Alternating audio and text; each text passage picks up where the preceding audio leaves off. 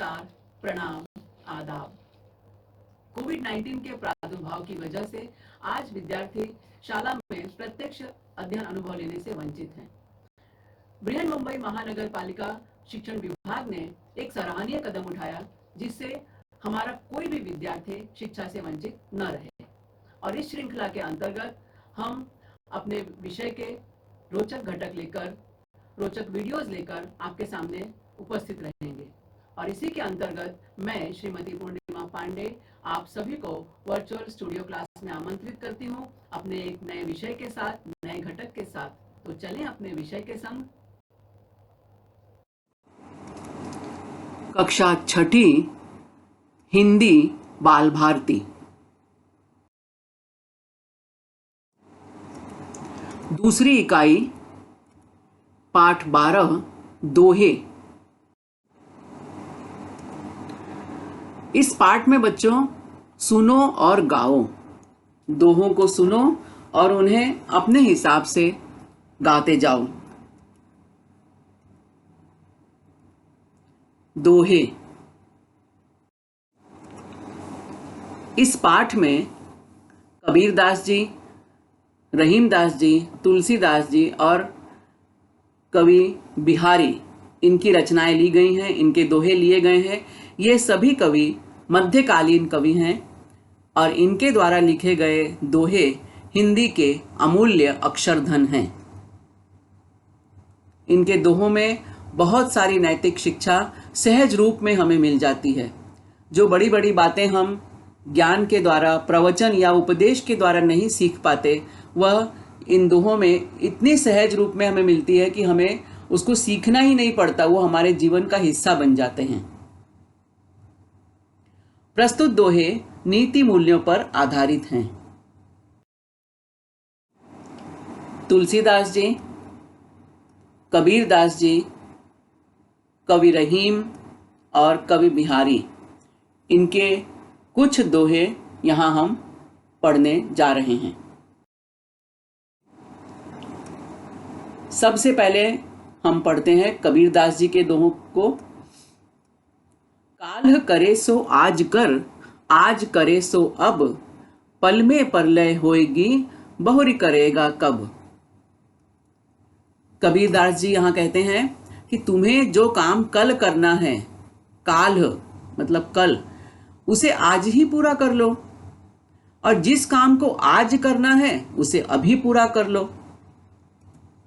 जीवन क्षण भंगुर है, यानी जीवन का कोई भरोसा नहीं है, किसी पल कुछ भी हो सकता है। आज हम काम कर रहे हैं, काम करते करते लगा चलो अब इस काम को कल करेंगे, थक गए, या समय है लेकिन मन नहीं हो रहा है कि चलो जाने दो, अब बहुत बोर हो गए, कब से कर रहे हैं इसको, अब कल करते हैं। लेकिन कल हो सकता है ऐसी कोई दुर्घटना हो जाए, कहीं आग लग सकती है, सुनामी आ सकती है, भूकंप आ सकता है, तूफान आ सकता है और जीवन समाप्त हो जाए, तो उस काम को करने के लिए वापस कैसे लौटेंगे। यदि कल प्रलय आ गई, कोई बड़ी दुर्घटना हो जाए और जीवन का अंत हो जाए, तो कल पर टाले हुए काम को कैसे कर पाओगे। अतः कोई भी काम कल पर नहीं टालना चाहिए।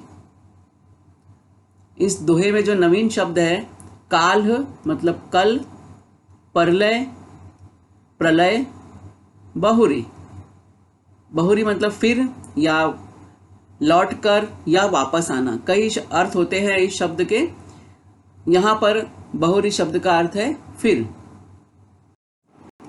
कथनी मीठी खाण सी, करनी विष की लोए, कथनी तज करनी करे, विष से अमृत होए।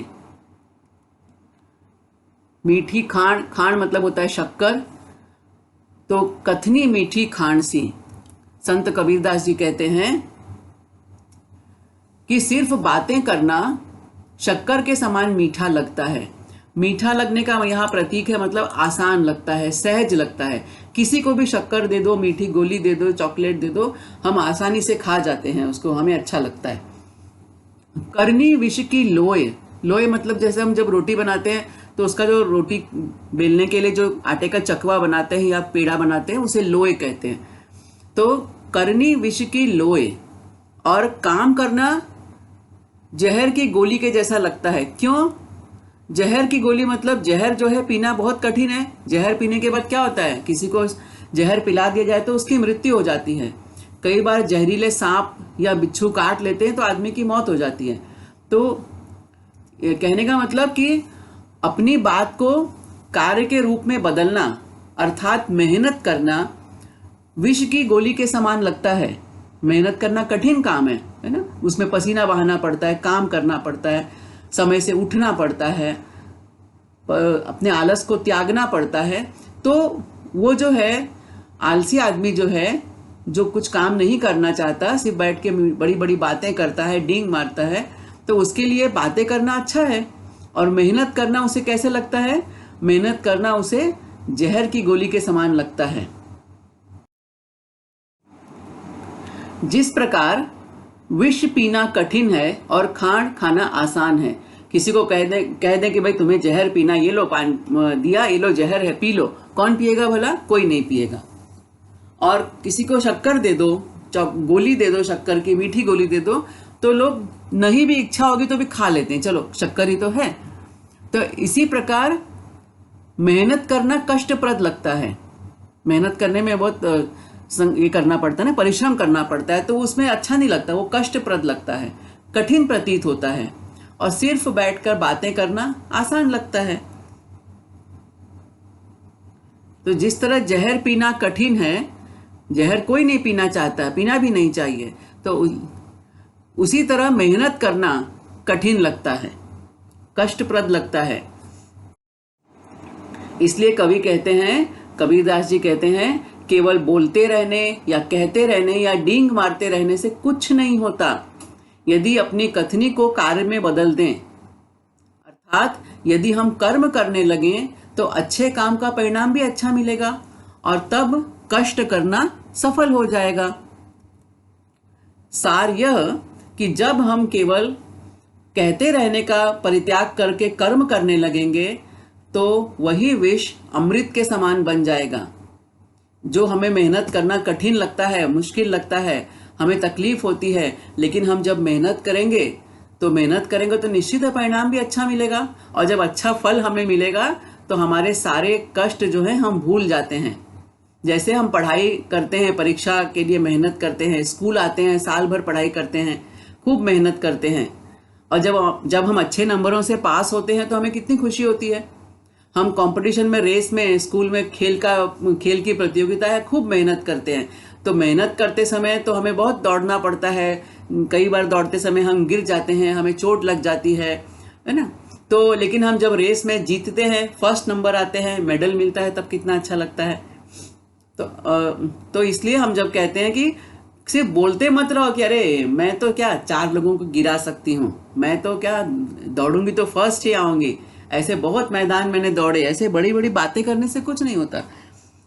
लेकिन हम जब यही बात को मैं साबित करूं कि नहीं भाई हम दौड़ रहे हैं, मेहनत कर रहे हैं, जी तोड़ मेहनत कर रहे हैं, और जिस दिन कंपटीशन होता है और मुझे फर्स्ट प्राइज मिले, मैं रेस में जीत जाती हूँ, तब क्या होता है? तब मुझे जो मैंने इतनी मेहनत की थी, सुबह उठ के दौड़ी थी, धूप में पसीना बहाया था, तो वो सब भूल जाता है और हाथ में सिर्फ मेडल दिखाई देता है। तो जो कष्ट था वो खत्म हो गया।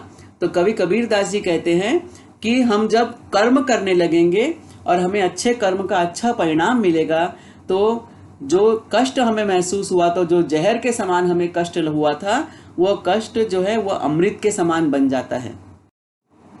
जिस तरह से किसान अपने खेतों में हल चलाता है, मेहनत करता है, धूप में, बारिश में, गर्मी में मेहनत करता है, उसका परिणाम क्या होता है? समय आने पर उसे अच्छी फसल मिलती है।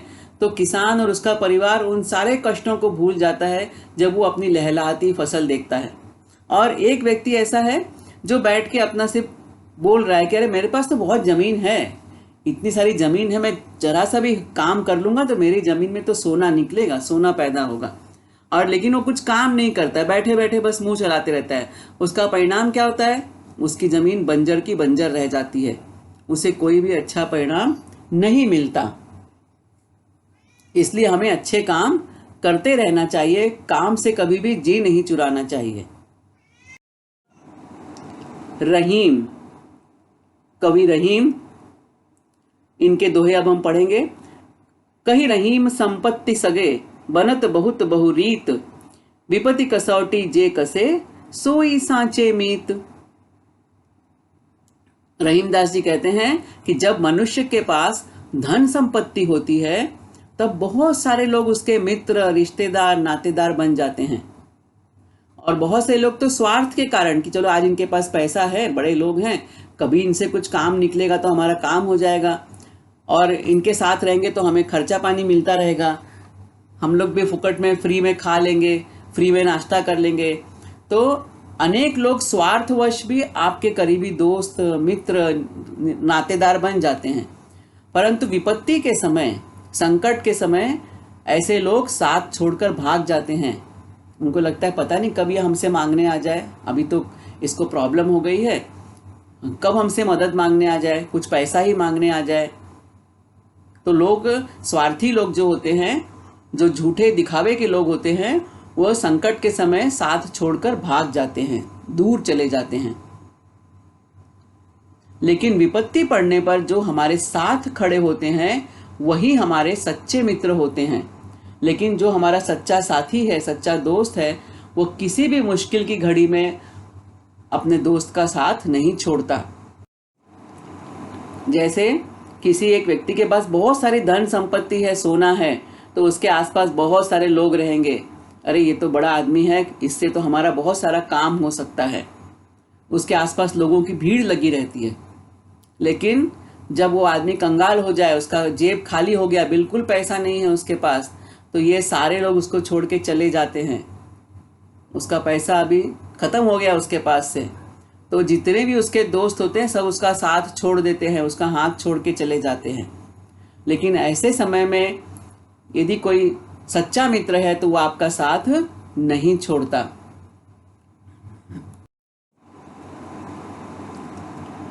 दूसरा दोहा है रहीम जी का, रहीमन विद्या बुद्धि नहीं, नहीं धर्म जस दान, भूपर जन्म वृथा धरे, पशु बिन पूंछ समान।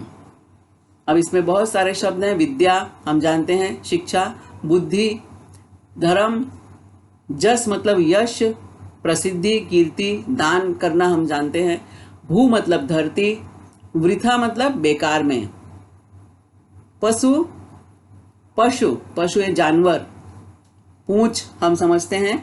तो चलो देखते हैं इस दोहे का क्या अर्थ है।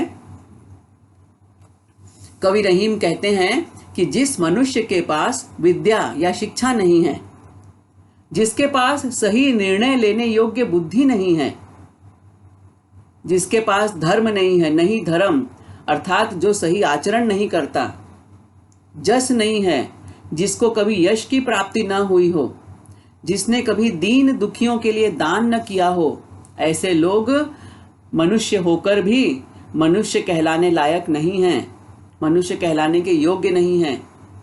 इन लोगों का धरती पर मानव रूप में जन्म लेना ही बेकार है, निरर्थक है। ये मनुष्य पूंछ विहीन पशु के समान हैं। हम लोग पशु को कैसे देखते हैं? जानवर बोला तो हमारे सामने कैसी इमेज आती है? 4 पांव वाला जानवर जिसके 2 कान हैं, किसी के सींग हैं, आंखें हैं, नाक है और एक पूंछ है ना। ये जानवर हम बोले तो ऐसे, चाहे वो हाथी हो, चाहे शेर हो, चाहे घोड़ा हो, चाहे गधा हो, कुत्ता हो, बिल्ली हो, जो भी जानवर हो, उसको ये उसका परमानेंट कैरेक्टरिस्टिक है कि उसके हाथ, पैर, आंख, नाक और पूंछ जरूर होगी, बराबर।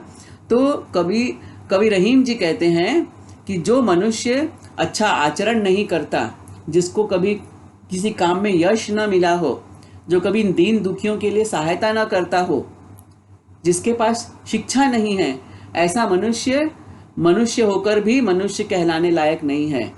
वह इस धरती पर पशु के समान है, लेकिन पशु को तो पूंछ होती है। तो कवि रहीम जी कहते हैं वो ऐसा पशु है जिसकी पूंछ नहीं है।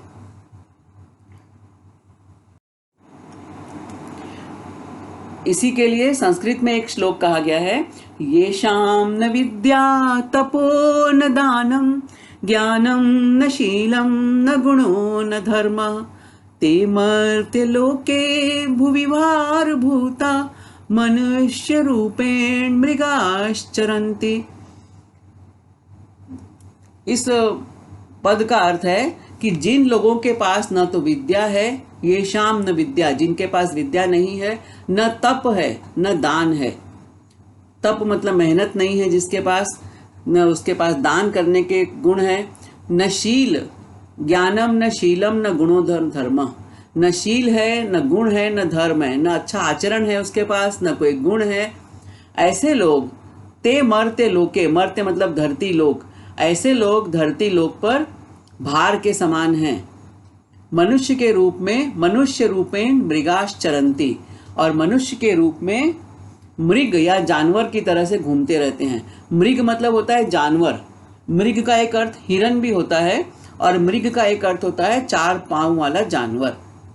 तो ऐसे मनुष्य जिनके पास ज्ञान, बुद्धि, विद्या, तप, दान, शील कोई गुण नहीं है, ये लोग मनुष्य के रूप में पैदा तो हो गए हैं लेकिन मनुष्य कहलाने लायक नहीं है, इस धरती पर भार हैं और मनुष्य के रूप में जानवर की तरह से घूमते रहते हैं।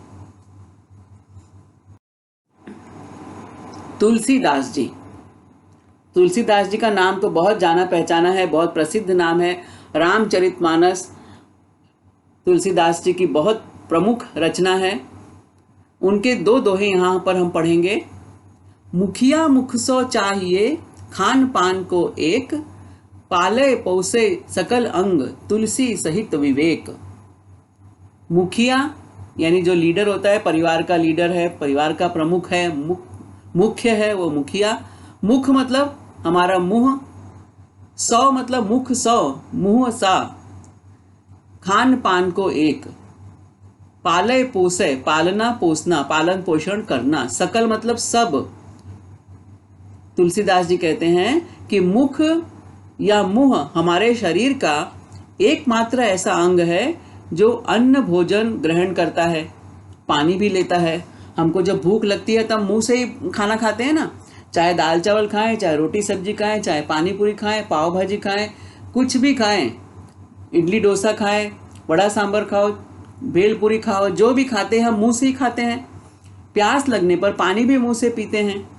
और यह भोजन जो हमने मुंह से ग्रहण किया है, यह पानी, इसी से पूरे शरीर का समान रूप से पोषण होता है। हमारे शरीर को ताकत मिलती है, हमारे हाथ पैर को ताकत मिलती है, हमारे दिमाग को ऊर्जा मिलती है, हमारी आँखों की शक्ति बनी रहती है। विटामिन ए खाओ, विटामिन सी खाओ, विटामिन डी लो, जो भी विटामिन लेना है, प्रोटीन लेना है, कार्बोहाइड्रेट्स लेना है, हम सब मुंह के माध्यम से ही लेते हैं। चाहे खाने के रूप में ठोस रूप में लें, चाहे पानी के साथ लें, ड्रिंक के रूप में लें, दही लें, छाछ लें, शरबत लें, सब हम मुंह से ही लेते हैं। और इन सब का समान प्रभाव पूरे शरीर पर पड़ता है। शरीर के, ऐसा नहीं है कि मुंह ने बोला कि मैंने खाया है, मैंने खाना खाया तो मैं हाथ को कोई ताकत नहीं दूंगा।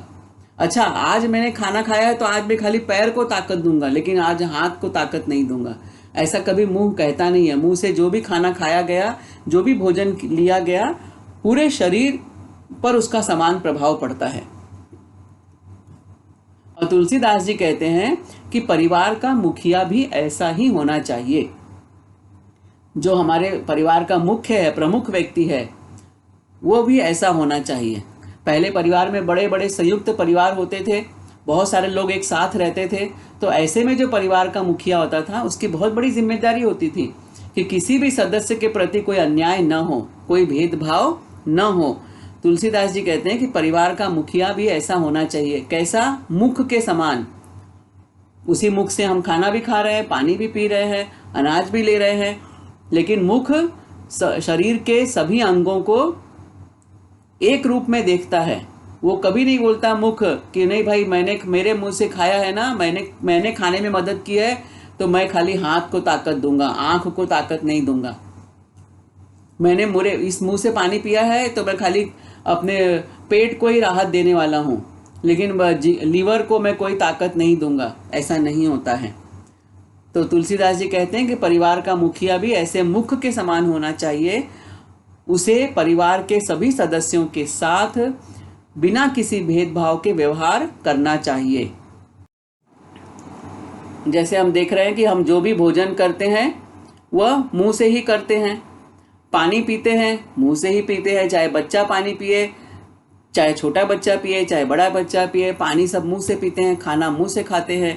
तो और इसी खाने पीने से शरीर स्वस्थ होता है। मुखिया मुख सो चाहिए, खान पान को एक। खाना पीना एक ही तरह से हो रहा है। पाले पोसे सकल अंग, तुलसी सहित विवेक। यानी मुखिया को विवेक के साथ निर्णय लेते हुए पूरे समुदाय को, पूरे परिवार को पालना चाहिए। और ये मुखिया केवल परिवार में ही नहीं, किसी ऑफिस का जो हेड है, मैनेजर है, वो उस परिवार का मुखिया है, उस ऑफिस का लीडर है।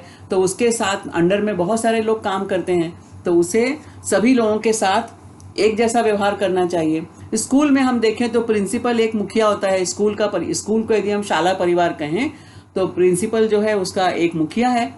और तो प्रिंसिपल के अंडर में टीचर्स भी है, बहुत सारे बच्चे भी हैं। तो प्रिंसिपल को सभी टीचर के साथ एक जैसा व्यवहार करना चाहिए। क्लास में टीचर हेड होता है, तो क्लास, यदि हम क्लास को एक परिवार माने तो टीचर उस परिवार का मुखिया है। तो टीचर को क्लास में किसी बच्चे के साथ भेदभाव नहीं करना चाहिए। बच्चा पढ़ने में होशियार है, कम होशियार है, कोई बच्चा काला है, कोई गोरा है, कोई बहुत सुंदर है, किसी के बाल बहुत अच्छे हैं, किसी के बाल अच्छे नहीं हैं, किसी की नाक छोटी है, किसी की नाक बड़ी है, सब अलग अलग तरह के बच्चे हैं। लेकिन क्लास का मुखिया कौन है? शिक्षक। तो शिक्षक को सभी बच्चों को एक समान पढ़ाना चाहिए, किसी बच्चे के साथ भेदभाव नहीं करना चाहिए।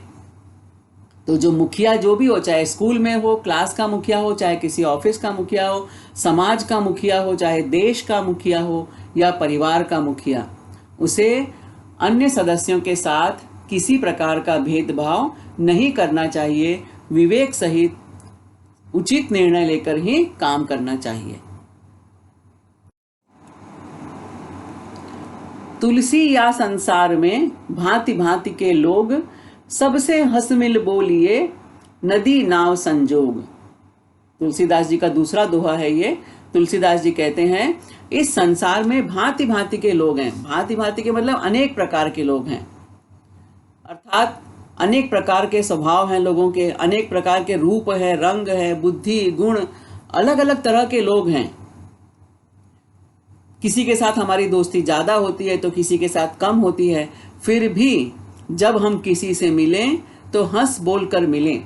किसी के प्रति कोई मन में दुर्भावना न रखें, कोई गलत बात न रखें। जितने भी लोगों से हम मिले, हंसते बोलते प्यार से मिलें। और उसका परिणाम क्या होता है? सबसे हंस मिल बोलिए, नदी नाव संजोग। नदी और नाव का संजोग कैसे होता है? से अब हम यहाँ देख रहे हैं बहुत तरह तरह के लोग हैं यहाँ पर। किसी ने हरा ड्रेस पहना है, किसी ने काला ड्रेस पहना है, किसी के बाल बहुत बड़े हैं, किसी का रंग सांवला है, किसी का रंग कम सांवला है, कोई बहुत गोरा है, किसी को चश्मा है ना। तो अलग अलग तरह के लोग हैं, अलग अलग स्वभाव के लोग हैं। लेकिन दुनिया ऐसे ही है, दुनिया में बहुत तरह के लोग हैं। तो हमें कैसा व्यवहार करना चाहिए? सबसे हंस मिल के प्रेम से रहना चाहिए। नाव जब नदी पे चलती है तो हम यहाँ पर देख रहे हैं, जब लहर ऊपर उठती है तो ये नाव ऊपर उठ जाती है, जब लहर नीचे होती है तो नाव लहरों के साथ एडजस्ट करते हुए चलती है और आगे निकलती है। यहाँ पर हम देख रहे हैं पानी, लहर ऊपर उठी तो नाव भी ऊपर उठ गई, लहर नीचे गई तो नाव भी नीचे चली गई। तो नाव जो है वो नदी के पानी के साथ तालमेल बनाकर चलती है और ऐसे ही करते करते नदी पार हो जाती है। तो तुलसी या संसार में भांति भांति के लोग, सबसे हंस मिल बोलिए, नदी नाव संजोग। तुलसीदास जी कहते हैं जिस प्रकार नाव का नदी के पानी के साथ तालमेल होता है, लहर ऊपर उठती है, नाव भी थोड़ा ऊपर उठ जाती है, जब लहर नीचे होती है नाव भी उसके साथ नीचे हो लेती है और आसानी से नदी पार हो जाती है, यात्रा सुखद होती है। तुलसीदास जी कहते हैं इसी तरह हमें संसार में सभी से मिलजुल कर तालमेल बैठाते हुए व्यवहार करना चाहिए, तो जीवन आसानी से, शांति से कट जाता है।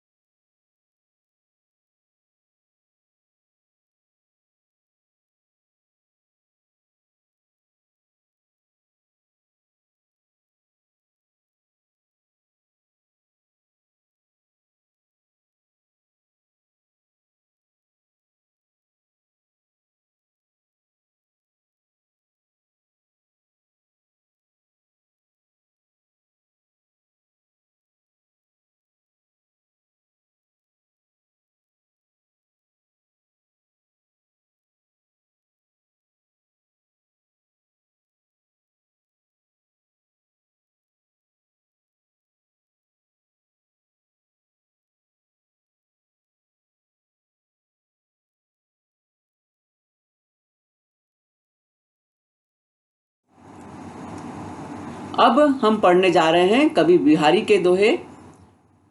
कवि यहाँ कहते हैं, बढ़त बढ़त संपत्ति सलिलु, मन सरोज बढ़ी जाए, घटत घटत पुनि ना घटे, बरु समूल कुम्हिलाए। बढ़त हम सब जानते हैं, बढ़त मतलब बढ़ना, संपत्ति धन संपत्ति, सलिल सलिल मतलब होता है पानी, सरोज कमल को कहते हैं सरोज, बरु समूल समूल मतलब जड़ सहित, कुम्हिलाई कुम्हिला जाना, मुरझाना, रौनक कम हो जाना। कवि बिहारी कहते हैं कि कमल का फूल जो है वो पानी में पैदा होता है, और कमल के एक फूल की एक खासियत होती है बच्चों कि ज्यों ज्यों पानी का स्तर बढ़ता है, मान लो पानी में, नदी में कमल है और नदी में पानी का स्तर बढ़ गया, कहीं से ज़्यादा पानी आ गया या बाढ़ आ गई, तो क्या होता है, कमल की जो नाल होती है ना, कमल का जो डंठल है वो बढ़ जाता है, कमल की नाल अपने आप बढ़ती जाती है और कमल का फूल भी ऊपर उठता जाता है। तो जैसे जैसे नदी में तालाब में पानी बढ़ता है, कमल कभी डूबता नहीं पानी में, कभी भी आप ध्यान दो, पानी चाहे थोड़ा रहे चाहे पानी बहुत ज़्यादा रहे, कमल कभी पानी में डूबता नहीं, कमल के पत्ते पानी के ऊपर ही रहते हैं और जो कमल की डंठल होती है, कमल की नाल जिसको कहते हैं, वो बढ़ती जाती है, तो कमल का फूल भी ऊपर उठता जाता है। और जब पानी घटता है, मान लो बाढ़ का पानी उतर गया या पानी कम हो गया, तो कमल की नाल घटती नहीं है, नाल जिस हिसाब से बढ़ती जाती है पानी के बढ़ने के साथ, पानी के घटने के साथ नाल घटती नहीं है, और इसका परिणाम क्या होता है कि कमल कुम्हलाने लगता है। कुम्हलाना मतलब मुरझाना, कमल की रंगत जो है, रौनक जो है कम हो जाती है, उसकी चमक कम हो जाती है, तो धीरे धीरे कमल कुम्हलाने लगता है, मुरझाने लगता है, उसकी चमक कम हो जाती है, क्योंकि पानी कम हो गया तो अब नाल को भोजन नहीं मिल रहा है, तो उसी नाल उसी पानी से अपने को जीवित रखती है, और उसी पानी से जब नाल पूरा अपने भोजन बराबर बना लेती है तो उसका फल जो फूल है कमल वो भी खिला हुआ रहता है। जब पानी कम हो जाता है तो नाल तो घटती नहीं है, तो कमल जो है उसकी रौनक कम हो जाती है। अब हम यहाँ देख रहे हैं जैसे कमल के, देखो ये नाल है, इसको जो डंठल है इसको हम नाल कहते हैं, तो कमल की नाल जब पानी बढ़ता है तो ये कमल का नाल बढ़ती जाती है, तो कमल कभी पानी में डूबता नहीं। देखो यहाँ हम देख रहे हैं पानी बढ़ रहा है तो कमल की नाल बढ़ गई है, अब कमल ये हमेशा पानी से इतना ऊपर ही रहता है। यहाँ पे भी देख रहे हैं हम, पत्ते जो है वो पानी में रहते हैं, लेकिन कमल का फूल जो है पानी से हमेशा एकदम 2 हाथ ऊपर ही रहता है, तो ये कमल का गुण है। लेकिन वहीं जब पानी घट जाता है तो कमल की ये जो नाल है ये छोटी नहीं होती, ये कमल का डंठल छोटा नहीं होता, वो तो इतना ही बड़ा बना रहता है, तो इसका परिणाम होता है कि धीरे धीरे कमल मुरझाने लगता है, कुम्हला जाता है। उसी तरह, अब ये उदाहरण क्यों दिया बिहारी जी ने, उनका कहना है कि उसी तरह जब मनुष्य के पास संपत्ति बढ़ने लगती है, वो मनुष्य पैसा कमाने लगता है, धन आने लगता है, तो उसकी इच्छाएं बढ़ने लगती हैं, असीमित हो जाती हैं। उसको लगता है अरे चलो आज ये भी खरीद लो, पहले 2 कपड़े में काम चलता था, अब 10 कपड़े खरीद लो, पहले हम पैदल चल लेते थे, बस में चले जाते थे, चलो आज गाड़ी खरीद लो, बंगला खरीद लो, मोबाइल 1 के बदले 4 खरीद लो, और उसको ऐशो आराम की आदत पड़ जाती है, उसकी इच्छाएं असीमित हो जाती हैं, वह अपने पर कंट्रोल नहीं रख पाता, संयम नहीं रख पाता। लेकिन भगवान न करे कभी ऐसी स्थिति आ जाती है कि जब संपत्ति खत्म होने लगती है या वापस चली जाती है, तो हमारे पास संयम तो था नहीं, तो संयम न होने के कारण मनुष्य का जीवन कष्टप्रद होते जाता है, क्योंकि उसको लग रहा था अभी तो मेरे पास 50 जोड़ी कपड़े थे, 4 मोबाइल में यूज कर रहा था, मैं तो गाड़ी में ऐश कार में चल रहा था, अब संपत्ति चली गई, पेट्रोल खरीदने का पैसा नहीं, गाड़ी का इंश्योरेंस का पैसा नहीं, गाड़ी बिक गई, ज़्यादा कपड़े खरीदने का पैसा नहीं, तो जो बचे खुचे कपड़े हैं उसमें ही जीवन व्यतीत करो, होटल में खाने का पैसा नहीं, घर तो अब आदत पड़ चुकी है कि होटल में खा रहे हैं, पार्टी कर रहे हैं, तो घर में खाना अच्छा नहीं लग रहा है, धीरे धीरे घर का खाना भी मिलना कम हो जा रहा है, तो उसको अपने आप पे संयम नहीं है। अब 4 मोबाइल रखा है, उतने 4 मोबाइल का बिल भरने का पैसा नहीं है, 1 मोबाइल का भी बिल नहीं भरा जा रहा है, तो अब तकलीफ होती है। इच्छाएं तो बढ़ चुकी हैं, लेकिन अब कम संपत्ति में जीने की आदत नहीं रही, तो जब संपत्ति कम हो जाती है, धन अब कम हो जाता है, तो मनुष्य को अपना जीवन कष्टप्रद लगने लगता है और उसके जीवन में उसकी चाहत कम हो जाती है, जीवन के प्रति उसकी ललक कम हो जाती है। कैसे? उसी कमल के जैसे जो कमल पानी में बढ़ गया था बढ़ते पानी के साथ, तो उसी तरह मनुष्य का मन भी बढ़ गया कमल के नाल के जैसा, और मन बढ़ गया तो उसको खूब उसका अच्छा लगा, उसको मन बढ़ गया, पैसे आ गए, आराम से जिए।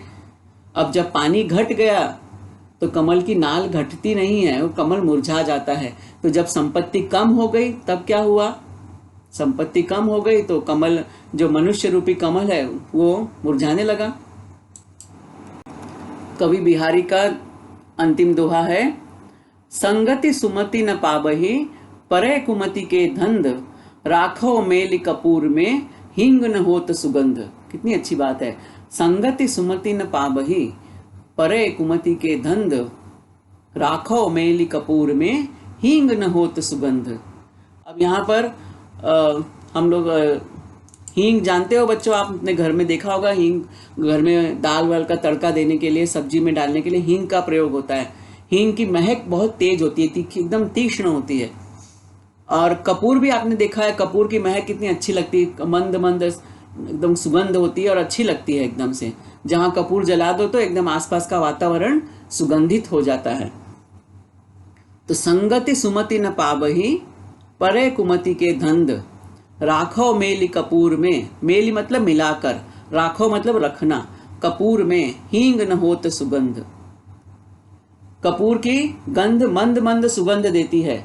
जहां कपूर ऐसे कहीं कमरे में रख दो, कपूर जलाओ भी मत, कपूर ऐसे खोल के भी रख दो खाली, तो कमरे में हल्की सी थोड़ी देर के बाद महक आने लगती है। कपूर यदि कपाट में रख दो, अपने बस्ते में रख दो, अपने जहां कपड़े का कपाट है उसमें रख दो, तो थोड़ी देर के बाद कपाट खोलो तो कपाट में महक आती है, कपड़ों में से भी खुशबू आती है। तो कपूर की जो गंध है वो मंद मंद सुगंध देती है। पूजा में हम कपूर जलाते हैं। और हींग जो है उसकी गंध बहुत तीव्र होती है, तेज होती है। और यदि हींग को कपूर में मिलाकर महीनों रख दें, हम सोचें कि ये कपूर की गंध कितनी अच्छी है, तो कपूर के साथ हमने अपने कपड़े रखे तो हमारे कपड़े महकने लगे, कपूर अपने बस्ते में रखा तो आपका बस्ता महकने लगा, कपूर घर में जलाया तो घर महकने लगा, तो हमको लगता है कि कपूर तो कितना सुगंधित है, कितनी खुशबू दे रहा है, तो चलो हींग को भी रख दें कपूर के साथ में। और हींग को कपूर में मिलाकर कई दिनों तक रख दें और उसके बाद हींग को बाहर निकालें, उसकी गंध लें, तो भी उसकी गंध में कोई बदलाव नहीं होता। यानी कपूर की संगत से हींग की गंध में कोई बदलाव नहीं होता, कोई फर्क नहीं पड़ता। यानी कपूर की दोस्ती का हींग पर कोई असर नहीं होता। कपूर की संगत में भी हींग की सुगंध खत्म नहीं हो, हींग की जो तीखी गंध है वो खत्म नहीं होती। संगति सुमति न पाबही, परे कुमति के धंध, राखो मेली कपूर में, हींग न होत सुगंध। तो जैसे कपूर के साथ रहने पर भी हींग की तीखी गंध है ना, वो खत्म नहीं होती, उसी तरह कुमति या दुर्बुद्धि रखने वाले लोग, जिसकी बुद्धि अच्छी नहीं है, ऐसे लोग कुमति, मति मतलब बुद्धि, कु मतलब खराब, जिसके पास खराब बुद्धि है, दुष्ट स्वभाव के लोग जो हैं, वह लोग कितनी भी अच्छी संगति में रहें, उन पर अच्छी संगत का प्रभाव नहीं पड़ता, वो वैसे के वैसे ही बने रहते हैं। संगति सुमति न पाबही, अच्छे लोगों की, सुमति जिसकी बुद्धि अच्छी है ना, मति मतलब बुद्धि, सु मतलब अच्छी, तो जिनकी बुद्धि अच्छी है उनके साथ कुमति वाले लोग रहें, जिनकी बुद्धि खराब है वो लोग रहें, लेकिन उनको संगति का असर नहीं पड़ता, वो वैसे ही अपनी बुद्धि दुष्ट बनी रहती है उनकी। कैसे? जैसे कपूर के साथ महीनों रहे तो भी हींग के सुगंध में, हींग की जो तीखी गंध है उसमें कोई असर नहीं आता, हींग में सुगंध नहीं आती है ना। कपूर हमको सुगंध आती है, कपूर को हमको सूंघना अच्छा लगता है, लेकिन हींग में कोई सुगंध नहीं आती, कपूर की संगत का उस पर कोई असर नहीं पड़ता। वह कुमति जो है, कुमति वाला मनुष्य है, वह अपने बुरे कार्यों में ही संलग्न रहता है, उस पर सुमति वाले की संगति का प्रभाव नहीं पड़ता। तो इस तरह हमने इस पाठ में कबीरदास जी, रहीमदास जी, तुलसीदास जी और कवि बिहारी के नीतिपूर्ण दोहों के बारे में पढ़ा और बहुत सारे सहज जीवन के हमें सूत्र मिले हमें जीने के लिए। यह वीडियो देखा, सुना और समझा। मुझे पूरा विश्वास है कि यह वीडियो आपको पसंद आया है। इसे अधिकाधिक देखें, लाइक करें, सब्सक्राइब करें, अपने साथियों के साथ शेयर भी करें। आपके सुझाव और आपके कमेंट्स नीचे कमेंट्स बॉक्स में अपेक्षित हैं। कृपया हमें इनसे जरूर अवगत कराएं। तो मिलते हैं अगले वीडियो में किसी नए विषय के साथ, किसी नए घटक के साथ। तब तक धन्यवाद।